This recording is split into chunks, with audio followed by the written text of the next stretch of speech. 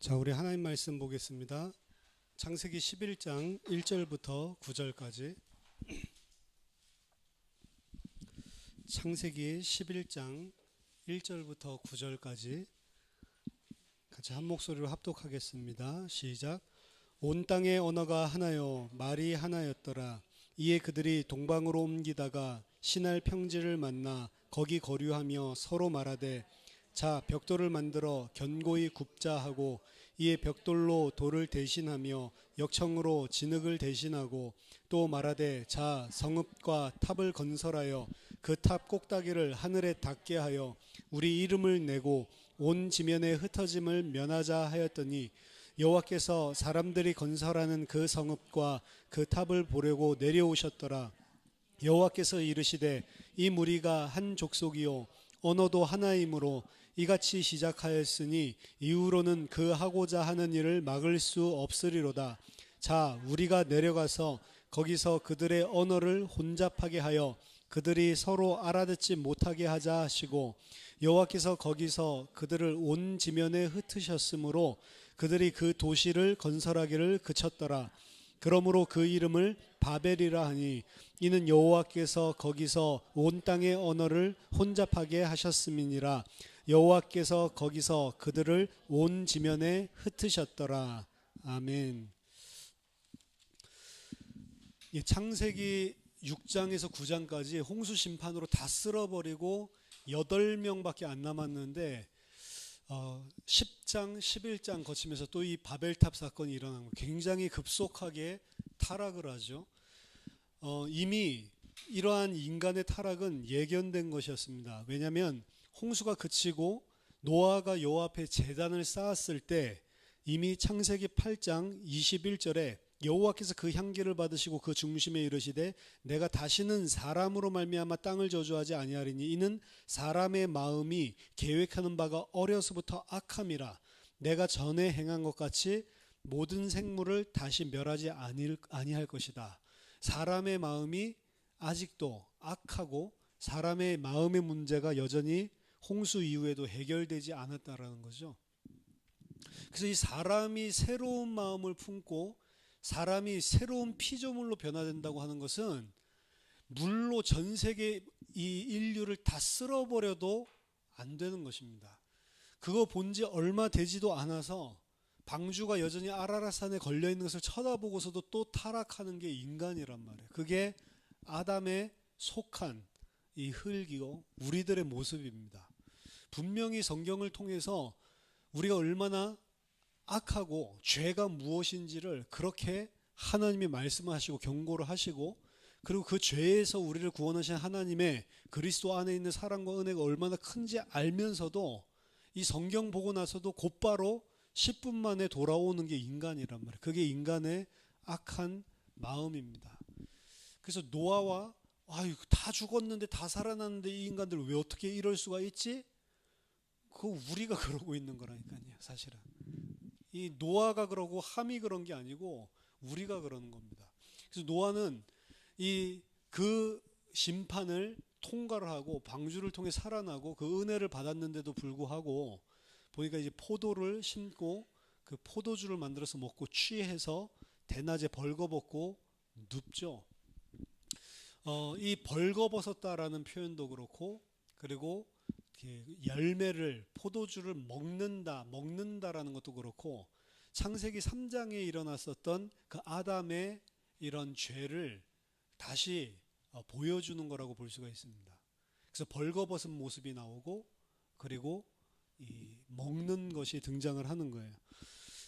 또다시 창세기 3장에 있었던 아담과 같은 실수가 반복돼서 노아의 세대에서도 일어나고 있는 것을 보여주고 있습니다. 특히 그러한 죄의 그 절정은 그 아들 함에게 이르죠. 함의 모습 속에서 이 죄를 볼 수가 있는데 이건 의견이 사실은 분분한 겁니다. 노아가 장막 안에서 벌거벗어 이 포도주를 마시고 취해서 누워 있을 때 가나안의 아버지 함이 그의 아버지의 하체를 보고 밖에 나가서 두 형제에게 알렸다라고만 이야기가 나오죠.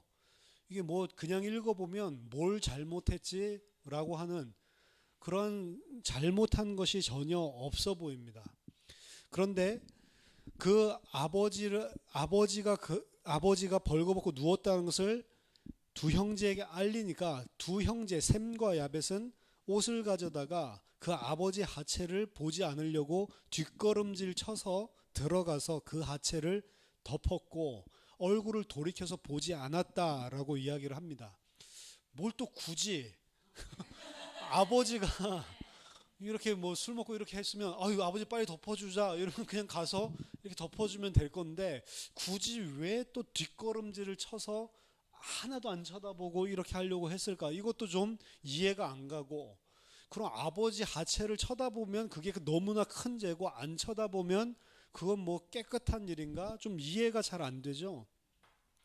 24절에 더 이해 안 되는 부분입니다. 노아가 술이 깨어 그의 작은 아들이 자기에게 행한 일을 알고, 지금 술 취해서 자서 아무것도 모르는 상태잖아요. 근데 일어나서 자기 아들이 작은 아들 함이 행한 일을 알았다. 어떻게 알 수가 있어요? 그러니까 이게 전부 다 수수께끼 같은 이야기들이 연속해서 등장하는 겁니다.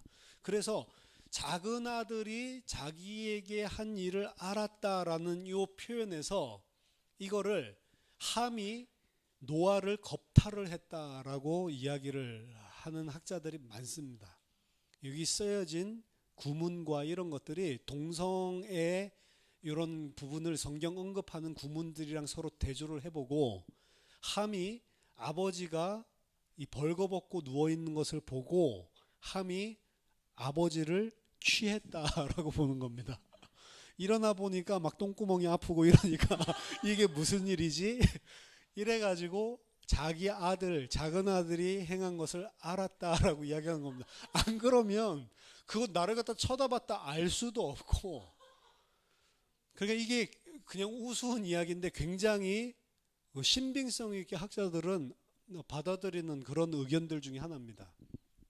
뭔지는 모르지만 정확하게 성경은 말하고 있지는 않지만 완전히 거기에 화를 나고, 그리고 굉장히 이 노아가 화가 나서 그냥 함을 저주하는 게 아니라 가나안 저주해버리죠. 잘못은 함이 했는데 또 가나안을 저주해버리고, 또 하나님은 그것을 그대로 받아서 가나안을 저주하는, 그게 좀 이상합니다. 모든 것들이 다 이상합니다. 하지만 분명한 것은, 여기를 통해서 볼 수 있는 것은 일단 노아에 대한 부분도 노아는 우리가 생각하는 그런 의인이 아니구나라고 하는 것은 분명히 알 수가 있습니다. 술 취해서 누워서 그런 것도 그렇고, 자기가 화가 난다고 해서 아들 잘못했기 때문에 손자를 막 저주해버리고 이런 모습은 일반적인 것은 좀 아니죠. 그리고 노아뿐만이 아니고 그 아들 함이 만약에 실제로 그 아버지에게 그런 겁탈을 했다라고 한다면, 이 마음의 문제라고 하는 것은 지금 홍수가 끝나고 난 이후에도 심각한 수준으로 아직 여전히 사람들에게 남아있다라는 것을 볼 수 있게 되고, 이 가족들 안에서 8명의 가족들 안에서 이미 우리는 이 세상이 어떻게 또 흘러갈지를 볼 수가 있는 거예요. 왜냐? 이미 그 한 가족, 아담과 하와라고 하는 한 가족, 가인과 아벨이라고 하는 이 단일 가족이 이 죄 가운데 이 마음이 장악됐을 때 어떤 식으로 그 세상이 확산됐는지를 이미 이전 세대, 옛 세계를 통해서 알 수 있기 때문에, 베드로후서 3장에 보면 홍수 이전의 세계를 옛 세계라고 이야기를 하고, 홍수 이후의 세계를 지금 우리가 살고 있는 이 세계라고 이야기를 하거든요. 그러니까 옛 세계가 어떻게 이 망해갔는지를 본다면, 지금 이 짧은 창세기 9장의 이야기지만 아직 방주가 아라라산에 있고 홍수 심판에 대한 생각이 전혀 가시지 않는 이 시간표에 벌써 이 사람들의 후손들이 어떻게 될지를 뻔히 알 수가 있는 겁니다. 여기서 가나안을 저주했다라고 하는 것은 아버지가 잘못했기 때문에 그 아들을 저주한 것이 아니고, 이 책은 누구에게 준 책이라고 했죠? 1차 독자가 이스라엘, 지금 가나안 땅을 정복해서 들어가려고 하는 이스라엘에게 준 것입니다. 그래서 가나안을 저주하는 걸로 보여주는 거예요. 그 가나안이 어떠한 족속인지를 보여주고 있는 겁니다. 그리고 그 가나안의 후손, 함의 후손들 가운데 나타난 인물이 니무롯이라고 하는 존재입니다. 창세기 10장 8절을 보세요.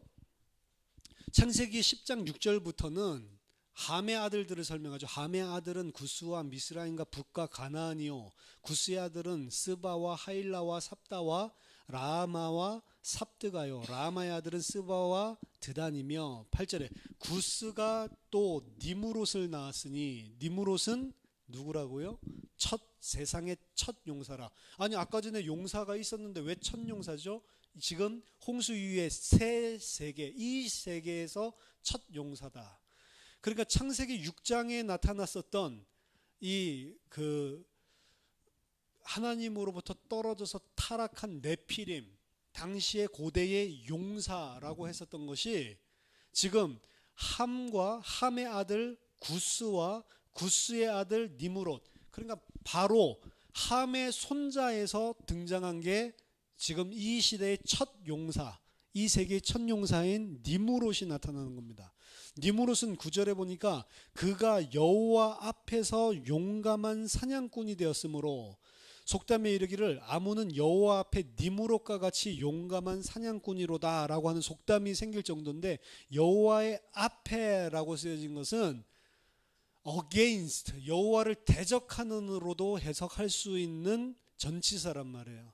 그러니까 고대의 용사가 있었는데 그들이 여호와를 대적하고 사람 중심의 사회를 건설했었던 것처럼 이 니무롯도 여호와를 대적하고 인간 중심의 세상 문명을 건설할 수 있는 용사였었던 것입니다.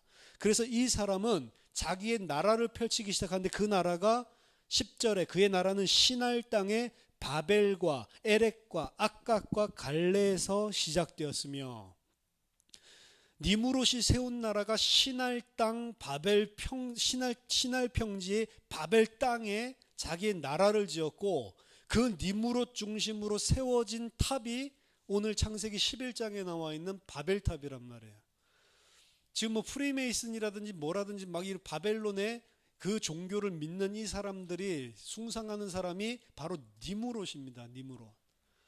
그리고 여러분들 조금 조사해 보시면 아시겠지만, 지금 뉴에이지라든지 그리고 오늘날 바벨 운동을 펼치고 있는 뭐 이유라든지 이런 사람들이 생각하고, 이 사람들이 섬기고 있는 그런 우상들, 여러분들이 많이 들어보셨을 겁니다. 그 여자와 그리고 아기, 성모 마리아와 그 아기상 가지고 있는 게 성모 마리아와 아기상이 아니고, 니무롯이 자기 어머니 세레미스, 그리고 그 사이에서 태어난 아들, 어머니와 아들과의 사이에서 태어난 아들, 그 니무롯이 환생했다라고 보는 거예요. 그 악이라고 이야기를 하죠. 저도 연구를 안 해서 자세히 모르지만 이 모든 것들이 다 니무롯에게서 시작된 거라고요. 이 사람들이 꿈꾸고 있는 세계 정부를 만들겠다, 이런 일루미나티나 이런 사람들이 말하고 있는 게 전부 다 여기에 배경을 두고 있다고요. 그래서 바벨론을 재건설하려고 하는 거고, 그리고 그게 계시록에서 나와 있는 이 바벨론이랑도 맞으니까 오히려 그거를 비웃듯이 그걸 표방하고 나오는지 모르겠지만, 뿌리가 그만큼 홍수로 심판한 옛 시대, 그리고 홍수가 끝나고 새롭게 시작된 이 세계 안에 최초의 용사이면서 하나님을 대적하는 문화, 문명, 인간 중심의 사회를 만드는 일이 이 니무롯이라고 하는 사람 중심으로 시작된 겁니다. 그리고 그 사람이 시날 땅 바벨 평지에 하나님을 대적하여 세우는 탑, 하나님을 대적하여 세우는 요 도시, 요게 이제 바벨탑을 쌓는 과정이죠. 바벨탑은 역사적으로 지구랏이라고 이야기합니다. 지구랏은 하나님과 이 땅의 사람이 만나는 성전 같은 개념이에요. 바벨론에서. 그래서 이 바벨탑을 쌓는 과정들을 보면 그때 당시에 지구랏을 만드는 과정으로 많은 사람들이 성경학자들이 풀이를 하고 있습니다.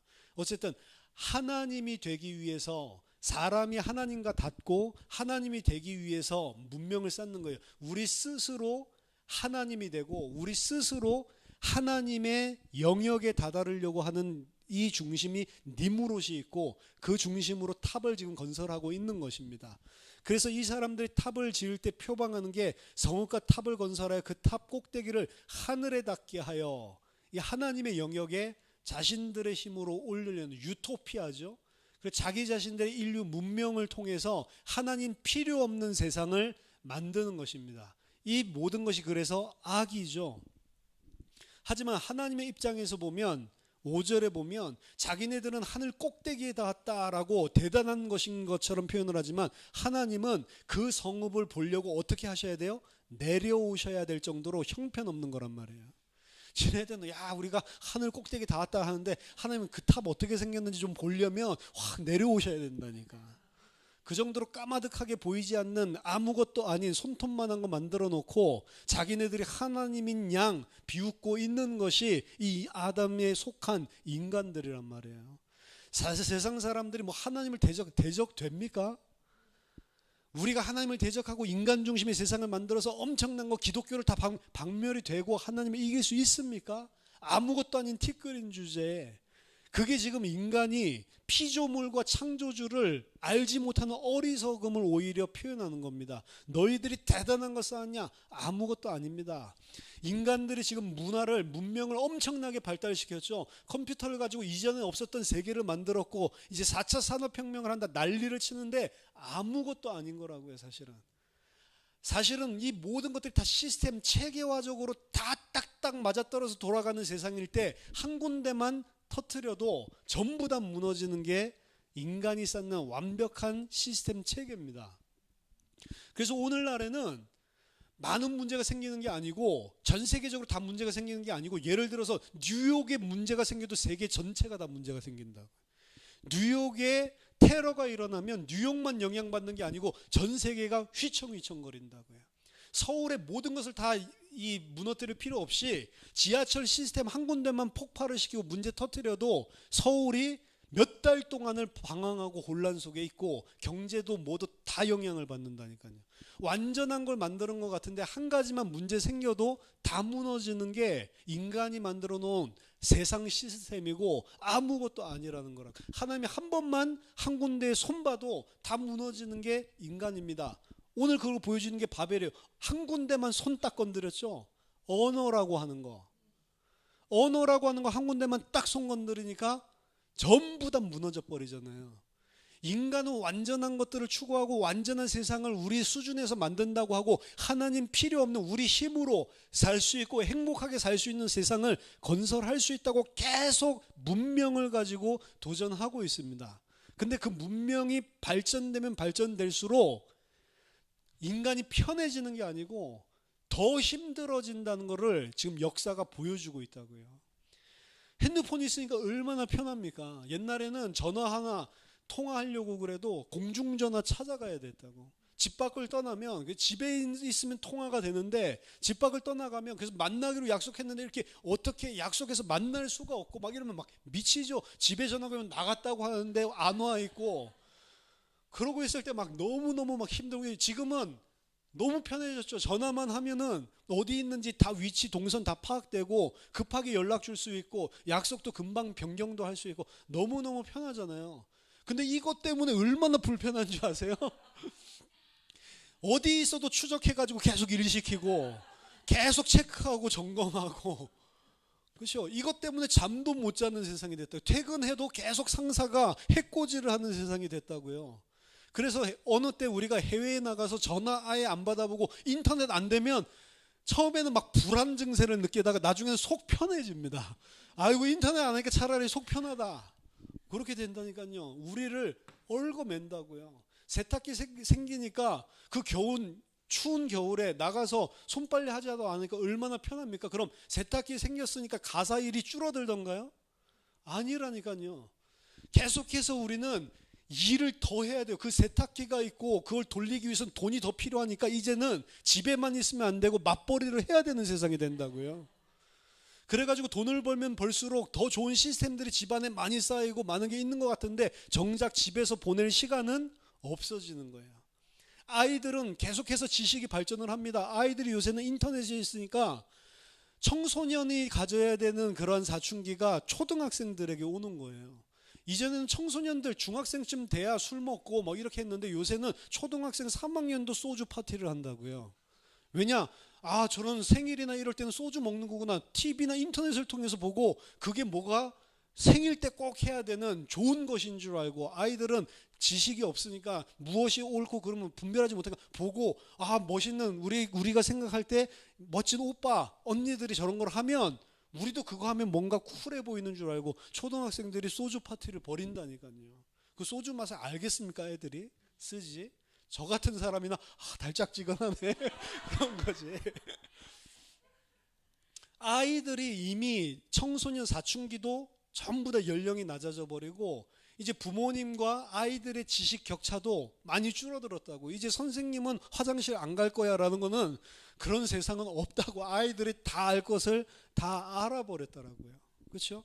그러니까 아이들이 얼마나 똑똑합니까? 얼마나 많은 지식을 가지고 있습니까? 그리고 그 아이들을 그 빠른 교육 속도에 맞추기 위해서 얼마나 많은 학원과 또 개인 과외와 이런 것들을 시키는 세상이 됐냐고요. 애들 뛰어놀아야 되는데, 그러니까 너무 발전하고 많은 것을 안 것 같은데 아이들이 정신적으로 육체적으로 더 건강하게 자라기는커녕 더 피폐해지고 더 갇혀지고 더 무엇인가를 모르는, 사회에 적응하지 못하고 뭔가 시스템에서 돌아가는 그런 존재로 전락하면서 키우고 있는 거예요. 좋아진 것 같지만 진짜로 쳐다보면 좋아진 게 없다고요.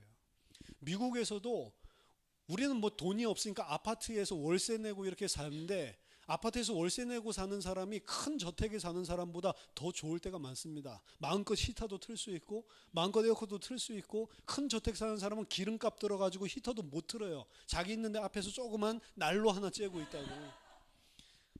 너무 많이 틀면 뭐 한 달에 뭐 4,000불씩 나가니까. 그리고 낙엽 떨어지는 거 고민한다고 그러더. 너무 좋은 정원에 나무들이 있으니까 너무 아름다운데 저거 다 베어버리고 싶다. 못 뺍니다. 베면은 신고해요. 자기네들 잔디 안 깎아도 신고하고, 그냥 함부로 그냥 나무 깎고 막 이렇게 해도 신고하고, 정원 잘 안 깎고 나도 내 정원인데 내가 안 깎으면 미국은 신고한다니까, 마을에서. 그러니까 이거는 할 수도 없고 안 할 수도 없고, 이러니까 시달리는 거예요. 큰 차를 사놓고 큰 집을 사놨는데 그거를 유지하고 다달이 평생 몰기지거든요. 40년, 60년을 갚아야 되니까 다달이 돈이 돌아야 돼요. 그거 안 되면 시달리고. 그러니까 큰 집 사놓고 큰 차 사놓고 언제 타는 거예요? 그 차는 주일날 교회 올 때만 타는 거예요. 그 밤에 들어가서 잠깐 자고 그 집에서 누리지도 못하고 나오는 겁니다. 큰 집이 왜 필요해요? 그러니까 이 사람들이 평생 자기가 벌은 거, 큰 시스템을 갖춘 걸 자랑할 곳은 교회밖에 없는 거예요. 교회에 와서 뽐내고 가는 겁니다. 그리고 교회가 얼마나 이상한 커뮤니티가 되는 거예요. 제가 봤을 때 저러지 말지, 그냥 저 돈이 있으면 그냥 아파트에 살고 이러면은 저렇게 막 쇠가 빠지게 일을 하면서 집에서 잠도 잘 못 자고 그러지 않을 건데, 어떻게 보면 흑인들이 훨씬 더 편하게 살더라고요. 흑인들은 자기네들 돈 못 버니까 정부에서 지원해주는 푸드 스탬프 이런 거 받아가지고, 푸드 스탬프는 돈으로 못 써요. 그냥 푸드만, 음식만 그 교환을 할 수 있는 그런 스탬프를 준다고요. 이제 그런 것들 가지고 사는데, 이 사람들은 그런 것들 가지고 생활을 하니까 일을 해야 되잖아요. 일을 하고 자기네들이 뭔가 좀 레저를 즐기려면 돈이 필요하다고. 그러니까 먹고 살 수는 있지만 그거 가지고 생활을 못하기 때문에 일을 합니다. 근데 일을 해서 일주일 일해서 주급을 받잖아요. 그럼 와, 돈이네? 이래서 안 나와요. 일을. 그 돈 가지고 이제 파티 벌리고 그 돈 가지고 놀러 돌아다니는 겁니다. 그러다가 그 돈 떨어지면 또 한 3주 뒤에 와서 다시 일을 할 수 없을까? 이러니까 흑인들을 일을 안 시켜요. 근데 그 사람들은 그나마 그 돈 가지고 자기네들이 즐기기라도 하지, 즐기지도 못합니다. 돈을 가지고 계속해서 페이먼트만 내야 되고. 좋은 것 같지만 인간이 스스로 만들어 놓은 시스템과 인간이 발전시키는 것은 사실은 한계가 있을 뿐만 아니라 참된 행복과 유토피아, 절대로 사람에게 이룰 수 없는 한계를 가지고 있는 거라고요. 그리고 그러한 물질 문명이 발전하는 데에는 항상 계급이 나뉩니다. 그래서 위에 소수가 아래 사람들을 고혈을 빨아먹는 행위로 항상 드러나게 돼 있어요. 그래서 공산주의 체제가 이걸 바꿔보자고 이렇게 했지만 안 되는 겁니다. 70년 지나면서 답이 안 되는 거구나. 공산주의는 왜 안 되죠? 그 이론이 나빠서가 아니에요. 그 이론대로 한다면 공산주의가 자본주의보다 훨씬 더 좋고 평화로운 세상을 만들 수 있는 겁니다. 근데 그 이론이 안 되게 돼 있어요. 왜냐? 인간은 나 중심이기 때문에. 이거는 그런 사회 만들겠다고 잠시 잠깐 프롤레타리아 혁명을 일으켜가지고 잠시 잠깐 그거를 지도해줄 지도부를 만들어놨더니 이 인간들이 더 심하게 고열을 빨아먹는 거예요. 그렇죠? 그리고 함께 일하고 함께 열심히 해서 많은 그런 100% 우리들이 함께 일하면 100%의 이윤을 얻을 수 있다라고 생각을 해서 항상 물질적으로 생각하기 때문에 우리들이 이 정도의 노동력이면 그리고 우리가 이 정도의 자원을 가지고 있으면 올해에는 이 정도는 생산할 수 있어. 그걸 100%로 잡는 겁니다. 그래서 항상 이야기하는 게 100%, 90% 달성 이런 이야기를 하는 거예요. 물질적으로 다 따지는 거죠. 근데 공산주의 사회에서 분명히 100%가 나올 수 있게 다 짜놔도 100%안 나온다는 거 알았어요. 왜죠? 어차피 내 거 아니니까 100% 일을 다 안 하는 거예요. 사람들이. 내 거 아니니까. 그러니까 텃밭을 줘보니까 텃밭에는 자기네들이 생각했었던 거 이상으로 130%, 150% 이 수확이 나오는데 일반 같이 나가서 하는 공동농장은 100%도 안 나오는 거예요. 왜 그러죠? 내 거 아니니까. 사람은 아무리 시스템을 좋게 만들고 이렇게 하자고 그래도 마음의 문제가 해결이 안 되는 겁니다. 내가 하나님 되고 싶어하고 다 내 기준이기 때문에 전부 그거 가지고 움직이고 있기 때문에 안 돼. 그래서 70년 만에 공산주의는 안 되는구나 망한 거예요. 북한은 공산주의가 안 된다는 것을 알고 주체사상으로 바꿨죠. 주체사상은 뭐죠? 100% 아니다. 인간은 120%, 130% 할 수 있는 것이 인간이다. 그 인간이 130%를 끌어낼 수 있는 분이 누구시냐? 수령이라고 하는 거예요. 그게 주체사상입니다. 근데 됩니까 그게? 수령이 살면 그게 됩니까? 안 된다고요. 사람은 안 되는 것입니다. 한 군데만 손봐도 안 되는 겁니다. 그래서 언어라고 하는 부분을 한 군데를 손댔더니 그 시스템 전체가 다 무너지는 거예요. 그래서 하나님 뭘 보여주시죠? 너희는 안 돼 하나님. 어떻게 보면은 그 언어를 통해서 모든 땅으로 흩어주시고 이것이 안 되구나 좌절하게 해주시는 게 하나님의 은혜입니다. 하나님은 우리에게 계속 좌절을 주시고 안 된다라고 하는데 우리는 계속 될 수 있다라고 생각을 하고 있거든요. 이 바벨탑을 짓는 것을 보면 이때부터 언어가 혼잡하게 돼서 온 지면에 각각 다른 언어를 사용하는 민족들이 발생하게 됐다라고 이야기를 합니다. 하지만 이미 그 위에 10장에 나와 있는 족보들을 보면요. 한 군데만 보세요. 10장 31절. 이들은 셈의 족보 끝에 나온 거거든요. 이들은 셈의 자손이니 그 족속과 언어와 지방과 나라대로였더라. 그럼 위에 나와 있는 이 셈의 족보뿐만 아니라 함의 족보도 동일한 것들이 나오는데 이들을 나눈 것들이 뭐에 의해서요? 족속과 언어와 지방과 나라대로 나눈 그 계보를 보여주고 있는 거잖아요. 그러면 언어가 하나였습니까? 아니면 여러 개였습니까? 바벨론 사건 일어나기 전에 바벨탑 사건 일어나기 전에 10장에 먼저 언어가 나뉘어져 있죠. 그리고 각 지역대로 민족대로 다 나뉘어져 있죠. 근데 11장에서는 구어문이 하나고 언어가 하나고 그리고 모든 민족이 다 한 민족인 것처럼 마치 그리고 있다고요. 그리고 10장 이후에 이제 또 셈의 족보가 다시 등장을 합니다. 이때 흩어졌던 족보들이 또 거기서 혼잡하게 한 족보, 혼잡하게 되었다라고 하면서 등장을 한다고요. 그래서 전체를 보면은 사실은 창세기 11장에 나와 있는 이야기가 언어가 하나라고 하는데 이미 10장에 언어가 여러 개가 있었고 그리고 언어를 혼잡하게 해서 바벨탑 사건 이후에 하나님께서 또 흩으시고 그 중간에 끼어 있는 거예요. 그러면 왜 이렇게 구성이 됐을까? 창세기 10장과 그리고 11장은 연대기적으로 구성된 것이 아닙니다.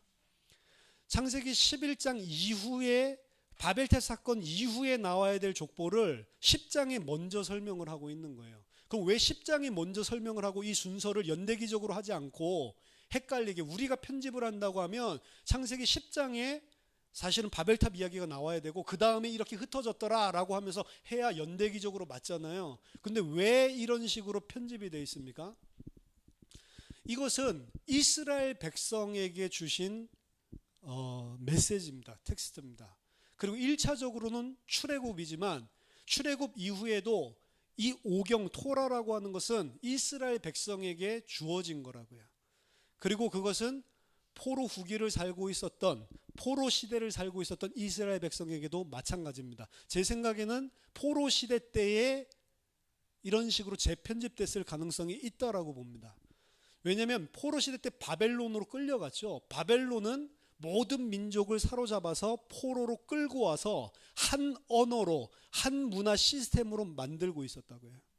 그래서 이스라엘에도 가장 뛰어난 사람들은 귀족들은 전부 다 끌고 와서 다니엘이라든지 다니엘의 세 친구라든지 이런 사람들을 바벨론 교육을 철저하게 시키고 이름도 바벨론 이름으로 바꾸고 이 사람들을 바벨론화 시켰다고요. 언어도 전부 다 하나로 만들어 각각 다른 언어를 사용하고 있었던 민족들을 바벨론으로 포로로 잡아와서 특히 귀족들, 지도자들을 그렇게 해서 한 언어와 한 문화로 이 사람들을 완전히 정신개조를 하는 거죠. 일본이 우리나라에게 했던 것처럼.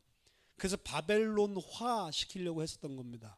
근데 하나님이 건드리시니까 그 바벨론이 무너지는 거죠. 무너져서 다시 하나님께서 원래 세팅했었던 대로 각 나라 각 민족으로 돌아가게 되는 거죠. 이게 역사적으로 보여주는 하나님의 구원을 바벨론에 살고 있었던 포로에 살고 있었던 자들 그리고 바벨론 포로에서 풀려난 사람들이 다시 봤을 때 이걸 보고 알라고 사실은 바벨론이라고 하는 그때 당시 그 나라에 대한 구원의 메시지를 보여주고 있는 겁니다. 잘 나가는 것 같지만 하나님이 한 군데 손대실 날이 오는데 그 하나님이 손대시면 급속하게 바벨론은 무너지고 다시 너희들 나라로 돌아가는 날이 올 것이다 라고 하는 것을 구원의 메시지를 보여주기 때문에 이런 식으로 배치를 한 것이다 라고 생각합니다.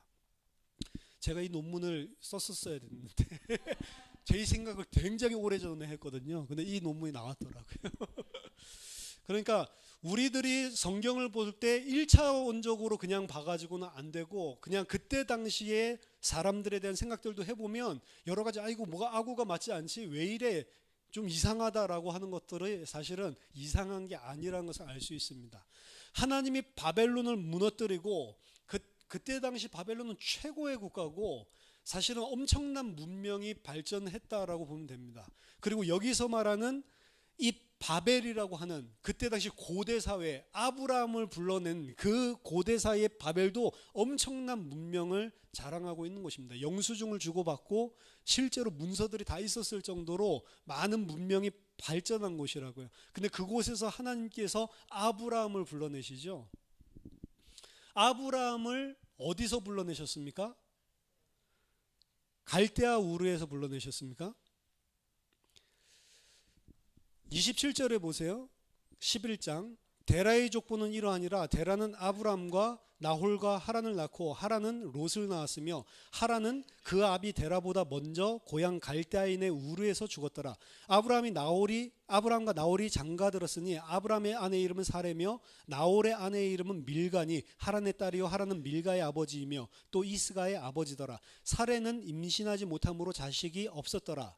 31절에 데라가 그 아들 아브람과 하란의 아들인 그의 손자 롯과 그의 며느리인 아브람의 아내 사레를 데리고 갈대아인의 우르를 떠나 가나안 땅으로 가고자 하더니 하란에 이르러 거기 거류하였으며. 갈대아 우르에 살고 있었을 때 하나님이 불렀습니까? 안 불렀습니까? 아직 여기 보면 아직 안 불렀죠. 안 나오죠, 내용이. 그리고 아브라함이 나갔습니까? 갈대아 우르를 떠나서? 데라가 데리고 나왔죠. 데라가 원래 가려고 했던 데는 어디라고 돼 있어요? 가나안으로 가려고 나왔다고 했죠. 가려다가 하란에 머물렀다라고 돼 있죠. 그리고 데라는 그 하란에서 데라는 아브라함의 아버지죠. 죽습니다.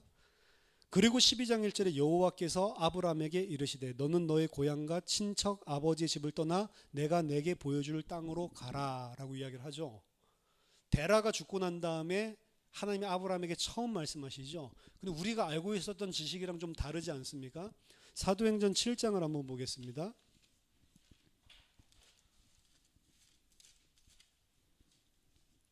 스데반이 설교하는 거죠.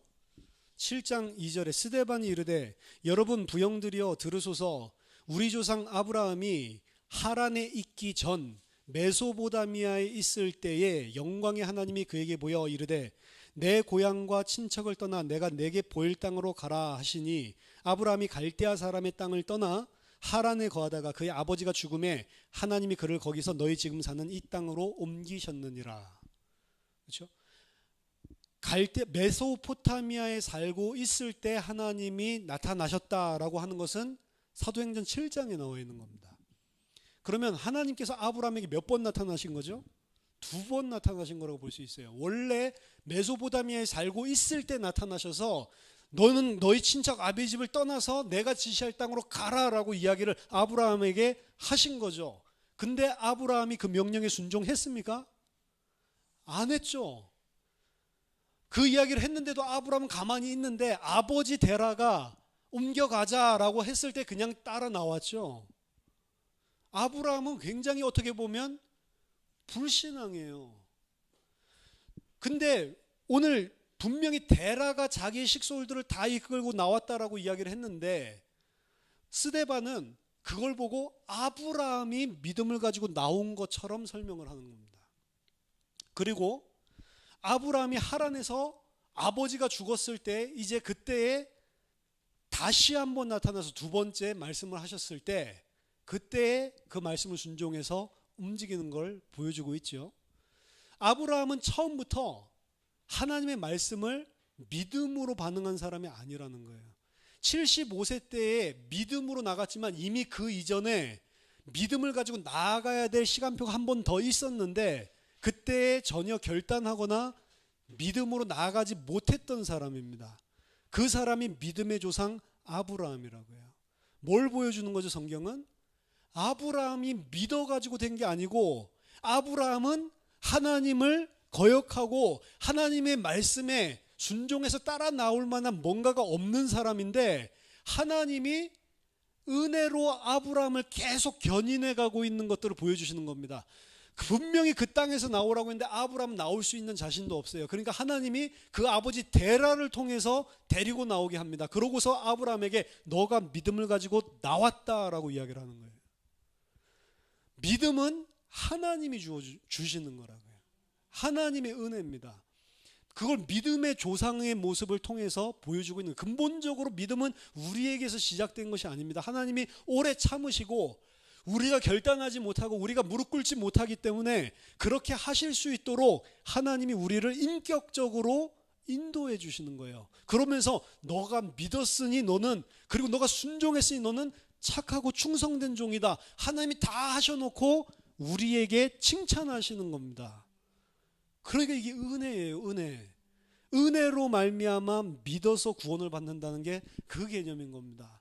아브라함은 자기 자신이 결단하지 못하는 사람이었어요. 그래서 하나님께서 그 아버지를 통해서 그 우상의 땅에서 나오게 하시고 아브라함을 선택하신 것 자체가 욥을 선택하지 않고 아브라함을 선택하신 것 자체가 하나님의 은혜를 보여주는 겁니다. 욥은 선했죠. 그 욥을 선택한다면 우리가 다 그렇지, 욥을 선택할 만, 욥은 믿음의 조상이 될 만하다, 누구든지 인정을 하겠죠. 근데 아브라함 같은 이런 하나님께서 나오라고 하는데도 불신자, 우상 숭배하는 그 아버지를 쫓아서 나와야지만 나올 만큼 그 어떤 믿음의 결단도 할 수 없는 자를 믿음의 사람으로 세워가시는 걸 보여주는 겁니다. 그래서 아브라함을 쳐다보면서 우리에게 너희도 이렇게 완전한 자로 내가 세울 거야 라는 것을 보여주시는 거예요. 아브라함도 자기가 믿음을 가져서 그런 게 아니야. 아브라함도 내가 그를 믿음의 사람으로 선택을 했기 때문에 내가 온전한 창세기 22장의 믿음의 사람으로 세워갔던 것처럼 너희도 너희 자신이 결단하거나 너희 자신의 의로움으로 하는 게 아니고 너희 자신은 안 되고 연약한데 내가 선택했기 때문에 내가 너희를 결국에는 그 창세기 22장의 자리에 있는 믿음의 사람으로 완전한 자로 만들어 줄 거야 라는 것을 언약으로 보여주는 겁니다. 그게 믿음의 조상이고 믿음의 사람들은 다 그러한 방식으로 하나님께 나아가는 거예요. 우리가 우리 힘으로 우리 결단은 우리의 잘난 것 가지고 하나님 앞에 서는 게 아니다라는 것을 보여주는 게 아브라함 이야기입니다. 그래서 아브라함은 처음 부르심을 받았을 때부터 이러한 상태였기 때문에 25년 동안 아브라함이 행한 행적들을 보면 다 이해가 되는 거예요. 그렇죠? 그래도 그렇지 그때 당시 어떻게 모르면서 믿음으로 나갔을까? 그게 아니란 말입니다. 그 믿음으로 자기 아버지가 함께 있었던 하란에서 떠나게 되기까지는 하나님의 인도하심이 있었던 사람이에요. 그런데도 불구하고 이미 메소포타미에 있을 때도 믿음 없었지만 하란에 있을 때도 믿음이 부족했고 가나안으로 들어왔는데도 믿음이 부족하다는 것을 계속 성경은 보여주고 있는 겁니다. 그러니까 가나안 땅에 내가 이것이 바로 너에게 준다고 약속했던 그 땅이다라고 이야기를 하는데도 가뭄이 들어보니까 막바로 떠나버리는 겁니다. 약속이고 뭐고 필요 없습니다. 내 육신의 반응에서 움직이는 거죠. 그런 사람을 그런 환경과 상황에 전혀 반응하지 않고 하나님께 무조건 순종할 수 있는 자로 만들어내는 게 아브라함 이야기 전체 이야기입니다. 그리고 그 궁극적으로 만들어낸 아브라함의 모습은 어떤 모습이냐? 선악을 내가 판단하지 않고 전적으로 하나님께 의지하는 자라는 거예요. 이전에는 내가 생각할 때 선한 것, 내가 생각할 때 악한 것을 기준으로 움직였다니까요. 왜 메소포타미아에서 나오라고 했는데 안 나왔을까요? 내가 생각할 때 위험한 거거든요. 그렇죠? 중세시대 때만 하더라도 성을 떠나서 성주잖아요. 함부르크 그러면 함이라고 하는 성, 부르크가 성이잖아요. 성, 하이델베르그 뭐 이런 게 다 성이잖아요. 성주 아래, 영주 아래 다 그 성 안에서 보호를 받는데 그 성을 떠나는 순간 거의 자기 생계를 책임질 수 없었던 게 중세시대라고요. 그러면 아브라함 때는 BC 1800년입니다. 중세시대 때만 해도 내가 성을 떠나서 다른 성으로 가면 죽음을 각오해야 되는데 프리메이슨이라고 하는 거는 석공 기술이 워낙 뛰어나고 아무나 할 수 없는 거니까 이 성과 저 성을 마음대로 다닐 수 있는 사람이 프리메이슨이었다고요. 근데 일반 사람들은 자기 성을 떠나면 그건 죽음이라니까요. 그래서 이사를 못 가는, 저 영주가 마음에 안 들어도 못 가는 거예요. 다른 데서 받아주지도 않고. 그런데 BC 18세기에 자기 모든 친척을 다 버리고 본토를 버리고 알지도 못하는 향에 떠난다라고 하는 것은 불가능한 거죠. 그럼 아브라함이 그렇게 할 수 있습니까? 못한다는 거예요. 그러니까 아브라함의 원래 하나님께 불순종했었던 기준은 뭐냐? 내 육신적인 세상적인 기준이 있기 때문에 순종하지 못하는 겁니다. 받아들이지를 못하는 거예요. 근데 그 아브라함이 창세기 22장에 내 기준과 판단을 전부 다 무시하고 하나님이 말씀하시면 하나님의 기준이 맞다고 전적으로 하나님의 신실하심을 믿어버리는 겁니다. 그게 믿음이에요. 우리를 그 자리로까지 하나님은 인도하기를 원하시는 거예요. 그래서 하나님이 함께 하시고 너가 하나님의 백성이 되면 하나님이 택하신 자가 맞다라고 하면 하나님은 그 믿음의 자리로 우리를 양육하고 움직이시는 것, 그것 자체가 신앙생활이고 이 땅에서 여러 가지 사건들과 문제들을 일으키시는 이유입니다. 그 문제와 사건들을 통해서 나를 보는 거예요. 내가 정말로 하나님을 의지하고 있는지, 내가 정말로 하나님께 100% 순종하고 있는지, 그 문제와 사건들을 통해서 여전히 내가 하나님의 자리에 서 있지는 않은지, 여전히 판단과 선악을 내가 주체가 돼서 판단하는 사람은 아닌지, 계속해서 우리를 낮아지고 너가 아니고 하나님의 말씀이 기준이 된 사람으로 바꿔가시는 과정이 신앙생활입니다. 그리고 하나님은 아브라함에게 이루셨듯이 아브라함의 수준보다는 우리가 낫잖아요. 자기 죽을 것 같으니까 아내 팔아버리고, 그것도 한두 번이지, 한 번 팔았으면 됐지 나중에 또 팔죠.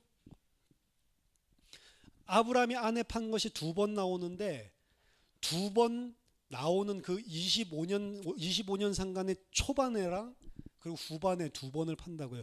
그 두 번 파는 이야기 사이에 있는 모든 아브라함의 삶은 다 내가 기준이 된 삶이었어요. 내 생각에, 내 판단에 아주 합리적으로 논리적으로 하나님 준다고 했는데 왜 안 줘요? 이제 이거죠. 준다고 해서 나왔는데 아브라함이 나온 동기 중에 가장 큰 동기는 아들 준다고 해서 나온 것입니다. 그때 당시에는 영생이라고 하는 개념이 우리처럼 천국으로 이런 식으로 확립되어 있는 계시가 안 된 상태라 이때 당시에 영원히 산다라는 개념은 없어요. 그래서 이 땅에서 장수하는 게 구원이고 장땡이고 이 땅에서 내가 영원히 살 수 없기 때문에 영원한 생명은 내 씨를 통해서 영속이 된다라고 본 거예요. 그래서 씨가 없이 죽는 죽음을 보고 죽음 위에 죽음의 죽음이라고 했어요. 왕의 왕 그러면 최고 왕이잖아요. 왕의 그게 이제 히브리어의 이제 최상급 비교를 쓸 때 왕의 왕 이러면은 그냥 왕들의 왕이다 이 소리가 아니고 왕 중에 완전 최고 왕 이 이야기를 하는 거거든요. 근데 죽음의 죽음 그거는 죽음 중에 가장 최고의 죽음 그게 뭐냐? 자녀가 없이 자식이 없이 죽는 거예요. 아브라함이 그 상태로 거기에 생을 걸었던 사람들이 이스라엘입니다. 그러니까 아브라함에 있어서는 자식 없는 것 근데 자녀 준다고 하니까 그나마 용기를 내서 나온 거예요. 근데 안 주잖아요. 계속 안 주니까 아브라함이 각각 인본주의를 쓰죠. 그러면 이게 계속해서 안 주는데 사라를 통해서 주는 게 아니고 뭔가 다른 사람을 통해서 줄 수 있지 않을까? 인본주의를 계속 쓰죠. 이게 인간이 기준이 된 거고 이게 종교고 하나님이 하시는 일에 내가 뭔가를 보태려고 하는 것입니다. 여러분 하나님께서 하시는 일을 인간이 보태서 힘을 보태서 도움이 필요한 영역이 하나도 없다는 것을 인정해야 돼요. 우리가 하나님의 일을 하는 거 아닙니다. 하나님의 일은 하나님이 다 하시고 하나님께서 너희가 다 한 거야 칭찬해 주는 그 개념을 진짜 가지고 있는 사람이 열심히 하나님의 일을 해야 돼요. 근데 그 개념이 없는 사람이 열심히 일을 하면 내가 한 거기 때문에 반드시 교만이 되고 그리고 다른 사람을 정죄하게 되어 있습니다. 나는 이렇게 했는데 너는 뭐야? 너 믿는다며? 이러면서 믿는다면서 왜 그래? 난 믿으니까 이렇게 하는데 계속 그렇게 하는 거예요. 그럼 왜죠? 내가 했기 때문에 그런 거예요. 진짜로 열심히 일을 하지 마라 하라 그게 아니고요. 아브라함이 나와라 그런데 못 나오는데 아버지 데라를 동원해 가지고 하나님이 나오게 하시고 너가 믿음으로 나왔다. 성경에 바울이 이야기를 하잖아요. 그때 어디로 갈 바를 알지 못하면서 갈대아 우르 땅에서 하나님 부르시니까 나왔다. 아브라함이 믿음을 가지고 나왔다라고 히브리서 11장에 이야기를 하잖아요. 근데 정작 갈대아 우르에서 나올 때의 아브라함의 믿음을 보면 믿음 없었잖아요. 없으니까 하나님이 데라를 통해서 나오게 하신 거 아닙니까? 근데 성경에서는 아브라함이 믿음을 가지고 나왔다라고 칭찬해 주잖아요. 그거를 알고 있는 사람이 열심히 하는 거예요. 하나님 위해서 죽을 생을 다해 가지고 하나님 일을 하는 거예요. 그럼 그 사람은 내가 한 일이 하나도 없다라고 고백을 하게 되어 있는 거예요. 그리고 그게 궁극적으로 보면 맞는 거고요. 그런 사람이 하나님 앞에 헌신을 해야 되는 겁니다. 만약 그런 게 없다면 우린 내가 뭔가 조금 한 것 가지고 계속 다른 사람을 비난하게 돼 있어요. 바리새인입니다. 그래서 교회 안에는 우리는 그런 모습이 없어야 돼요. 내가 무엇을 해도 내가 한 것이 아니고 하나님의 은혜다라고 하는 게 립서비스가 아니라 진짜로 해야 된다고요.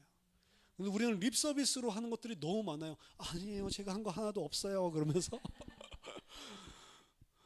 근데 내가 한 거 하나도 없고 그렇죠. 당신이 한 거 하나도 없죠. 라고 하면 와가지고 뭐? 사실 내가 했는데 진짜로 우리가 한 게 아무것도 없습니다 라고 하는 은혜가 있는 자가 진짜 하나님의 일을 할 수 있는 자입니다. 그리고 하나님은 그렇게 한 자에게 너가 모든 것을 다 했어 라고 하면서 내가 하지 않은 것까지 하나님께서 이루신 모든 것들을 다 내가 했다라고 칭찬해 주는 거라니. 그러면서 너는 나의 동역자야. 너 없었으면 이 일 못할 뻔했다 라고 하면서 나를 높여주시는 거라니까요. 그게 천국에서 하나님께서 베푸시는 상급입니다. 내가 뭘 잘했기 때문에 주는 것이 아니고 하나님께서 하신 것을 가지고 내가 했다고 하면서 다 주는 거예요. 그렇죠? 제가 어렸을 때 얼마나 승부욕이 강했는지 제 딸이 그 승부욕을 닮았는데 쓸데없는 승부욕. 진짜 중요한 승부욕이 아니고 쓸데없는 승부욕. 형들하고 철봉에 매달리기를 하면 저는 무조건 이겨야 돼요. 2살 때. 철봉에 매달릴 수 있는 힘도 없어요. 근데 나는 형들한테 매달리기를 이겨야 된다니까. 그럼 어떻게 해야 돼요? 아버지가 팔 빠지도록 계속 잡고 있어야 돼. 그럼 저는 그냥 손만 이렇게 걸치고 있는 거지 내가 하는 게 아닌데 형들 떨어지기만을 바라보면서 빨리 떨어져 내가 이겨야지 막 이러고 있어요. 형들이 떨어지면 이겼다. 그럼 아버지가 우리 승혜가 이겼다. 그럼 내가 뿌듯해가지고 내가 이겼다. 사실 하나님께서 우리에게 주시는 상급은 그런 수준이란 말이에요. 근데 그게 내가 어렸을 때 나 이겼다 이러지 지금은 쪽팔려서 이런 이야기를 하잖아요. 내가 한 게 아니라고. 진짜로 우리가 알면 하나님이 다 하셨다. 그럼 나에게 어떻게 이런 은혜를 주셨지? 이게 성도입니다. 그런 성도가 돼가도록 우리를 하나하나 바꿔나가신단 말이에요. 우리 인격이 좋아지는 것이 아닙니다. 인격이 좋아지는 것이 아니고 하나님이 하신 것을 하나님이 했다고 인정하고 하나님의 자리에서 나를 내리는 거란 말이에요. 그게 안 되고도 인격 좋아질 수 있습니다. 그렇죠? 그게 안 되고도 우리가 꼭 참을 수 있다고요. 그거는 종교고 그거는 내가 하는 것이기 때문에. 그래서 아브라함을 통해서 믿음이란 이런 거구나 라고 하는 것을 보여주시는 겁니다. 갈대아 우르에서 그 최고의 나라에서 아브라함을 불러내셔서 젖과 꿀이 흐르는 땅이라고 했는데 가보니까 완전 척박한 땅, 그리고 가뭄이 심하게 된 땅, 그 땅으로 인도하시면서 그래도 너가 나를 믿냐? 이게 네 눈에 볼 때는 완전히 척박한 땅이고 가뭄이 들어서 먹을 것도 없는 땅인데 기근이 심하게 든 땅인데 내가 젖과 꿀이 흐르는 땅이라고 이야기를 했기 때문에 너가 나를 신뢰하고 여기에 있을 수 있니? 라고 물어보는데 아니요. 바로 애굽으로 이게 뭐야? 막 이렇게 해가지고 그랬던 아브라함이 네 아들을 통해서 큰 민족을 이룰게 라고 약속하신 하나님이 그 아들 죽여라 라고 하는데 네 하고 죽일 수 있는 정도로까지 하나님을 신뢰하는 자로 바뀌었단 말이에요. 너희에게 이미 하나님의 나라가 임했다. 천년 왕국이 이미 너희 안에 임했다 라고 하는데 우리가 오늘날 살아가고 있는 이 교회 시대의 천년 왕국은 1260일은 어떤 세상입니까? 여러분 천년 왕국이에요? 왕노릇 하고 있어요? 너무너무 행복해요? 눈물이 없어요? 아니잖아요. 근데 하나님이 내 안에 계시고 그리스도께서 나를 통치하고 계시니 이곳이 바로 하늘나라입니다 라고 살 수 있겠니? 라고 물어보는데 우리는 아니요. 하나님 이걸 바꿔줘야지 천년왕국이지, 이렇게 돼야 천년왕국이지, 어떻게 이런 문제와 사건과 저런 사람들이 있는데 이게 천년왕국이에요. 이게 우리라고요. 근데 우리를 어떻게 바꿔주신다고요? 아멘. 그리스도 안에서 주신 이 기업, 그리스도 안에서 우리에게 베푸신 이 은혜와 사랑, 이것이기 때문에 이런 것들 다 아무것도 아닙니다 라고 하는 창세기 22장, 그 나라를 허락하신 하나님께 감사해서 생명까지 다 바칠 수 있고 나의 가장 귀중한 독자 아들이라도 죽일 수 있는 모든 것을 다 하나님 앞에 내려놓을 수 있는 그 사람으로 바꾸어가는 게, 그게 이 땅의 교회의 성도의 삶입니다. 우리를 통해서 많은 일을 시키려고 하는 거 아니에요. 우리를 하나님의 사람으로, 하나님의 백성으로 만들기를 원하십니다. 저와 여러분들이 그런 다 믿음의 사람 되시기를 예수 그리스도 이름으로 축원합니다. 기도하고 모든 순서를 마치겠습니다. 하나님, 얼마나 우리가 하나님의 자리를 점하고 앉아서 우리 마음대로 판단하고 우리 마음대로 선악의 기준자가 되고 재판관이 되고 얼마나 정죄하고 비판을 하는지 하나님 앞에 정말로 죄송하고 모든 것을 회개합니다. 하나님, 나의 왕이 되시고 나의 주가 되시고 나의 모든 것이 되시고 그 하나님을 신뢰하고 그 하나님의 의지에서 사는 하나님의 백성, 하나님의 백성다운 백성 될 수 있도록 우리에게 오늘도 새 은혜를 허락해 주시옵소서. 살아계신 주 예수 그리스도 이름으로 기도하옵나이다. 아멘.